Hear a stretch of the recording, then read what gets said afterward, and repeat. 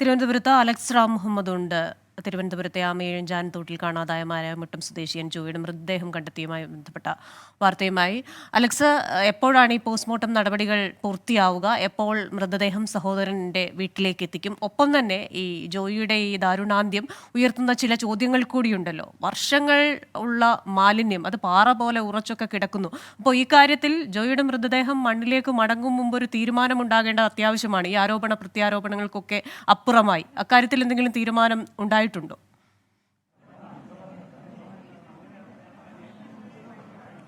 Christian അരമണിക്കൂറിനുള്ളിൽ postmortem നടപടികൾ പൂർത്തിയാകുമെന്നാണ് മനസ്സിലാക്കുന്നത്.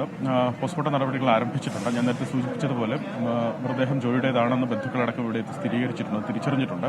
തുടർ നടപടികൾ പുരോഗമിക്കുകയാണ്. അതിന് ഈ ജനപ്രതിനിധികളടക്കമുള്ളവർ ഇവിടെയുണ്ട്, ജോയിയുടെ ബന്ധുക്കളുണ്ട്. അതിനുശേഷം ഇവിടെ നിന്ന് മൃതദേഹം ജോയിയുടെ വീട്ടിലേക്ക്, അതായത് മാരായമുട്ടത്തെ ജോയിയുടെ സഹോദരന്റെ വീട്ടിലേക്ക് മൃതദേഹം എത്തിക്കുമെന്നുള്ളതാണ് മനസ്സിലാക്കുന്നത്. അവിടെയായിരിക്കും സംസ്കാര നടപടികൾ നടക്കുക. ഇന്ന് വൈകുന്നേരത്തോടുകൂടെ തന്നെ 6 മണിക്കുള്ളിൽ തന്നെ സംസ്കാര നടപടികൾ പൂർത്തിയാക്കാനുള്ള ശ്രമമാണ് നടത്തുന്നതെന്ന് ബന്ധുക്കളുടെ ഭാഗത്തുനിന്ന് വിവരമുണ്ട്. എന്താണെങ്കിലും അവരത് തീരുമാനിച്ചതിന് ശേഷം വ്യക്തമാക്കാമെന്ന് അറിയിക്കുകയും ചെയ്തിട്ടുണ്ട്. ക്രിസ്ത്യനെ ചോദിച്ചതുള്ള പ്രധാനപ്പെട്ട മറ്റൊരു കാര്യം, ഈ ജോയി ഈ ആമയിഴഞ്ചാൻ തോട്ടിലെ ഈ ടണൽ മുഖത്ത് അപകടത്തിൽപ്പെട്ടതിനു ശേഷം ഉയർന്ന പ്രധാനപ്പെട്ട ചോദ്യം, ഇത് ആരു കാരണമാണ്, ഇത് ആരുടെ അനാസ്ഥയാണ് ഈ വിഷയങ്ങൾ ഉണ്ടാകാൻ കാര്യം, അല്ലെങ്കിൽ ജോയി അവിടെ കാണാതാകാൻ കാര്യം ആരുടെ അനാസ്ഥയാണ്? അതിന്റെ പ്രധാനപ്പെട്ട മറുപടികൾ തരുന്നതിന് പകരം, അല്ലെങ്കിൽ അതിന്റെ പ്രധാനപ്പെട്ട തീരുമാനം എടുക്കുന്നതിന് പകരം അത് പരസ്പരം പഴിചാരി കൊണ്ടുള്ള ഒരു നടപടിയിലേക്ക് നഗരസഭയും ഈ ദക്ഷിണ റെയിൽവേയും കടക്കുന്നു ഈ മണിക്കൂറുകളിൽ എന്നുള്ളതാണ് ഏറ്റവും പ്രധാനപ്പെട്ട കാര്യം. കഴിഞ്ഞ ദിവസം തന്നെ ദക്ഷിണ റെയിൽവേ കൈയൊഴിയുന്നൊരു സമീപനമാണ് ഈ അപകടം നടന്ന ആദ്യഘട്ടത്തിൽ സ്വീകരിച്ചതെന്നുള്ളത് വ്യക്തമാണ്. കാരണം ഇത് നഗരസഭ ചെയ്യേണ്ടിയിരുന്ന ജോലിയാണ് എന്ന പൂർണ്ണാർത്ഥത്തിൽ ദക്ഷിണ റെയിൽവേ കൈയൊഴിയുന്നൊരു സമീപനമുണ്ടായി. തുടർന്നാണ് നഗരസഭ ഇതുമായി ബന്ധപ്പെട്ട് റെയിൽവേക്ക് നൽകിയിരുന്ന നോട്ടീസുകൾ, മഴക്കാലപൂർവ്വ ശുചീകരണ പ്രവർത്തനം കൃത്യമായി നടപ്പാക്കണം, ഈ ഓടയിലെ മാലിന്യം കൃത്യമായി നീക്കം ചെയ്തില്ല എങ്കിൽ നഗരം തന്നെ വലിയ തോതിൽ വെള്ളക്കെട്ടിനത് കാരണമാകും എന്ന് തുടങ്ങി കൃത്യമായ കാര്യകാരണ സഹിതം നഗരസഭ നൽകിയ നോട്ടീസുകൾ അത് വിവിധ കാരണങ്ങൾ. ഇപ്പോൾ ഹരികൃഷ്ണൻ ജോയിയുടെ വീടിന്റെ അടുത്തുണ്ട്. നമുക്ക് ഹരികൃഷ്ണനിലേക്ക് കൂടി ഒന്ന് പോകേണ്ടതായിട്ടുണ്ട്.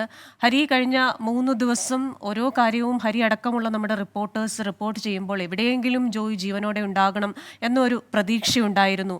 പക്ഷേ ആ പ്രതീക്ഷയൊക്കെ വിഫലമായി.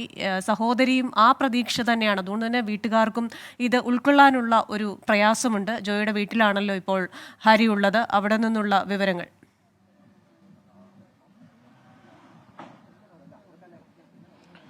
കൃഷ്ണ, ഈ 47 മണിക്കൂറിന് തെരച്ചിലിനൊടുവിലാണ് ഈ ജോയിയുടെ മൃതദേഹം ഇന്ന് രാവിലെ കണ്ടെത്തിയത്. ഇത്തരത്തിൽ വഞ്ചിയൂർ തകരപ്പറമ്പ് റോഡിലാണ് ഈ മൃതദേഹം കണ്ടെത്തിയത്. ഇപ്പോൾ വീട്ടിൽ ഈ മൃതദേഹം ഈ പോസ്റ്റ്മോർട്ടത്തിനായി മാറ്റിയിട്ടുണ്ട് എന്നുള്ളതാണ് നമുക്ക് മനസ്സിലാക്കാൻ സാധിക്കുന്നത്. ഈ പോസ്റ്റ്മോർട്ടത്തിന് ശേഷം ഈ മൃതദേഹം ബന്ധുക്കൾക്ക് വിട്ടുകൊടുക്കും. അതിനുശേഷം ഉച്ച കഴിഞ്ഞ് ഈ മൃതദേഹം മാരായമുട്ടത്തെ ഈ വീട്ടിലേക്ക്, ഈ സഹോദരനായ കോശിയുടെ വീട്ടിലേക്ക് കൊണ്ടുവരും. ഇവിടെയാകും ഈ മരണാനന്തര ചടങ്ങുകൾ നടത്തുന്നതെന്നുള്ളതാണ് മനസ്സിലാക്കാൻ സാധിക്കുന്നത്.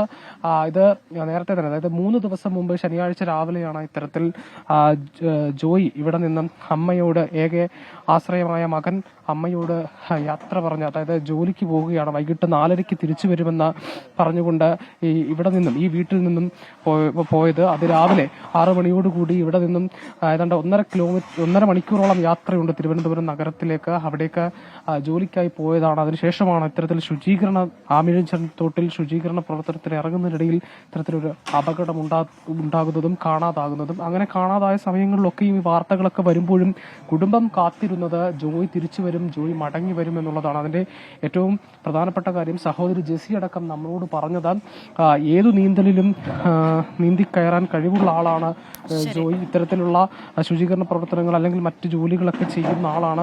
ആക്രിയൊക്കെ പെറുക്കി ഉപജീവനമാർഗം കണ്ടെത്തുന്ന ഒരാൾ കൂടിയാണ് ജോയി എന്നുള്ളതാണ്. ഇത്തരത്തിൽ ഈ പുഴയിലൊക്കെ നീന്തിക്കയറി അത്തരത്തിൽ വൈദഗ്ധ്യമുള്ള ഒരാളാണ്. അതുകൊണ്ട് തിരിച്ചു വരുമെന്നായിരുന്നു കുടുംബത്തിന്റെ ഒന്നാകെ പ്രതീക്ഷ എന്നുള്ളതാണ്. അതിനുള്ള പ്രാർത്ഥനയിലായിരുന്നു ഈ അമ്മ പോലും. അമ്മ മെൽഹി അതിനുശേഷം ഭക്ഷണം കഴിച്ചിട്ടില്ല, വെള്ളം കുടിച്ചിട്ടില്ല. ഈ സഹോദരന്റെ വീട്ടിലെ ഹരികൃഷ്ണനാണ് വിശദാംശങ്ങൾ ജോയിയുടെ വീട്ടിൽ നിന്ന് നൽകിയത്.